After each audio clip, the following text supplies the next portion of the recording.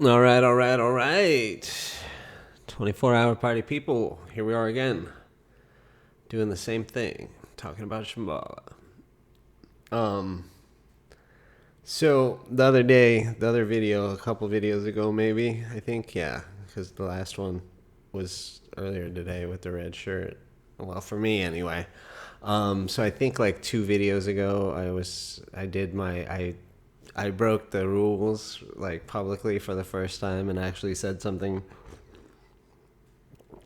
pretty specific from the Kalpa Assembly transcripts, which is the land of secrecy in Shambhala, among the many actually secret little cubby holes within Shambhala. And that got me thinking about the idea of secrecy and sort of how secrecy works in Shambhala, and the sort of multifaceted effects of the various different avenues of secrecy that exist within Shambhala.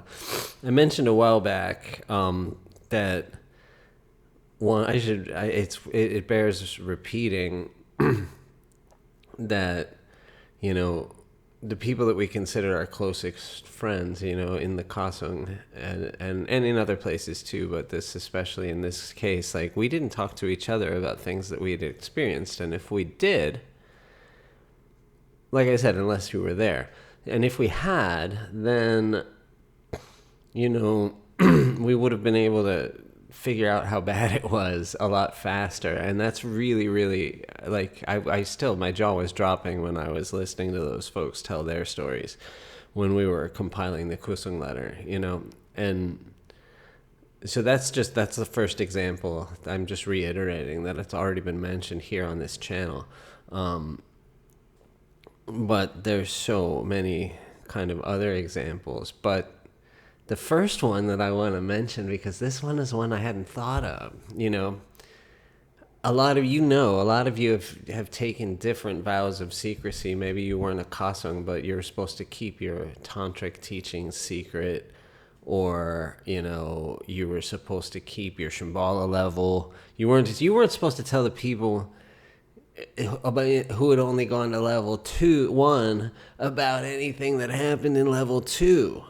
And so they actually kind of, the word we like, the grooming word, right? They groom you, they prep you for secrecy. Like, depending on whichever angle you enter Shambhala from, it doesn't matter. Like, they prep you for secrecy right away. Like, it's just baked into the cake. They don't know they're doing this. Like, some people maybe watching this are going, "Oh my God, I never thought of that." But, like, I mean, because they definitely are not thinking when they tell you that stuff that this is to protect. Like, nobody knows that. It's like, this is all designed to protect the evil at the center, you know? But it's like, yeah. You go to Shambhala training level 2, and they're like, if you meet somebody and they've only gone to level 1, don't talk about it. Like, you don't get that as much in the city centers, you know, but you get that at the land centers because everybody's so intermingled. You know, you got to keep that stuff private from the, you know, because, you know, if you talk about the cocoon when they just learned about basic goodness, you might confuse them. Blah blah blah blah blah blah blah. So that's kind of hilarious. So yeah, and then, you know, when you in the Kasung, it's sort of like, you know, it could be private.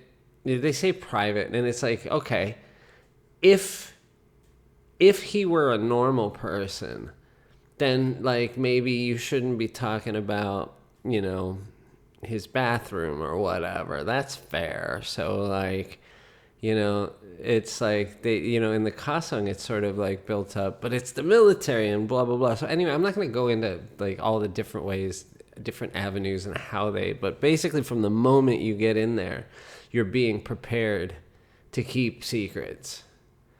Everything, the teachings are precious.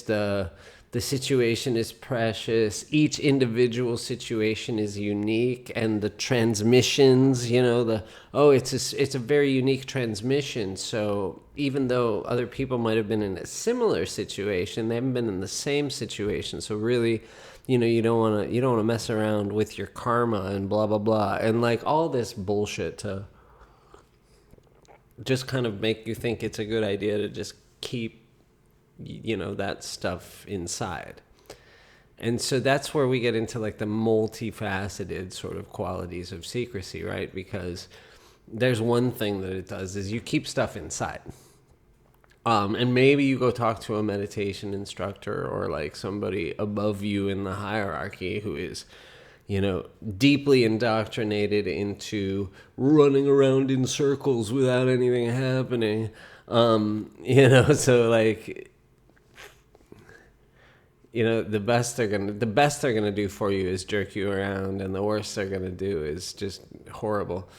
So if you see something or think of something and you're confused, it's like you just go to somebody who just like is the goalkeeper. They just kind of keep you back in play. It's a pretty simple system, but like it's amazing. Like it's simple, but it's kind of,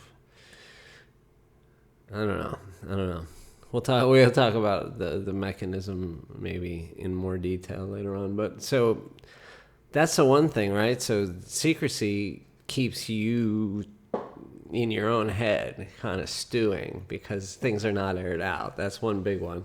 Obviously, there's the secrecy that like just protects from like got me to sit there for 20 years and not talk about what was in Chile because that was my duty. That kind of secrecy. There's that function of secrecy. There's the one that allows for all sorts of cover-ups as far as like the different levels of teachers doing different levels of shit and whoever else, they decided to cover up at different times. It made it, much, much easier. And then it's interesting, because they teach about gossip, right? Gossip is bad. And gossip, kind of is bad, if you're just always like blah, blah, blahing about other people and their business, like, and speculating about them. Gossip is pretty bad, but Shambhala really managed to twist that one. Just really twist that idea into something that was really, really ugly. So remember the last video when we're saying like what was a good part of Shambhala? See, that's the thing. The good part of Shambhala was twisted, right? So they would tell you not to gossip, and like that's a pretty good idea, but then they would twist that into secrecy that led to covering up abuse. So yeah, the good part of Shambhala was bad. See, the good part of Shambhala really was you. So anyway, yeah, secrecy. So we all know about those ones. The one that kind of clicked when I was walking the dog, when I was thinking about the fact that I had talked about Trungpa's kind of thing where he was going to get Jehovah's seed syllable, because he believed in Jehovah, but not as the creator, just as like a low-rent god. Oh, by the way, I think it was like Brahma, not Krishna in that other mythology, but don't worry about that. And I was thinking, secrecy serves another really, really important purpose. Just like in Scientology, actually, and probably in a lot of these places. It prevents people from hearing ridiculous shit like that without having been indoctrinated far enough into... Because if you just said, hey, see that Tibetan guy over there? Know what he thinks? I don't think the Sangha would have grown so big. I don't think he would have gotten so much power. But instead, by easing people into all of these things, and sort of like he'd already gotten people to the point where he's like, so you've now decided that I am worthy of your spiritual worship and blah blah blah. And then he could tell them that crap, and they were all still like 30 at that point maximum, you know. I mean, I don't know exactly which one that was, but we're getting towards the late 70s when he was saying that sort of stuff. So yeah, so like they might have been 30, 35 by then.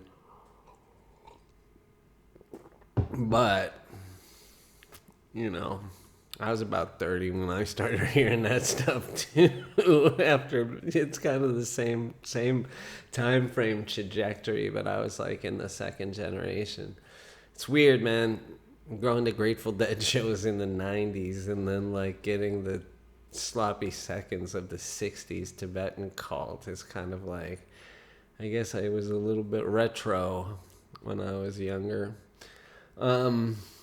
Anyhow, so yeah, I think that was the one that I wanted to point out, you know, the ridiculousness aspect of things, because I think that's actually a huge, that's maybe a more, I guess, no, they're equally essential, right? Because you couldn't do the abuse without the secrecy, but like you couldn't get people. That's the thing. It has a prior function. It functions, you know, ahead of time. It has to kind of keep you isolated from the hoo-ha, the ridiculousness that that is the Shambhala view and the tantric teachings, probably overall, actually. So burn it up in the comments there. Put some of your ridiculous things about the viewpoint, because it's pretty ridiculous. If you're honest with yourself, it's ridiculous, man. So I bet you have some. Put them in the comments, and I will put something together where I talk about some more specific and kind of longer list of things. But I just wanted to talk about that sort of aspect of the secrecy thing. You know, so you're groomed for secrecy right from the beginning, no matter what avenue you come in, because whatever you have is precious. And you don't want to ruin somebody's first experience of it. All they do, you know, like, well, just don't tell them what's in the movie before they see it themselves, you know? Don't, you know, no spoilers. That's all. We're just avoiding spoilers. And you get groomed right from the beginning with, we're just avoiding spoilers. And then, you know, you join the military. I'll talk more about the military in a more, you know, on its own kind of way. But, you know, that's kind of the same thing. It's like, well, you know, you could be on duty and you could find out that the center's going to have a special event and it might not be public knowledge yet. And, you know, you don't want to spoil it for people.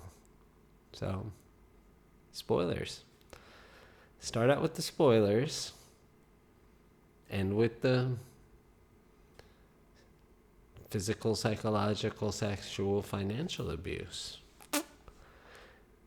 It's a good scam. So anyhow, thanks everybody. It's been fun talking.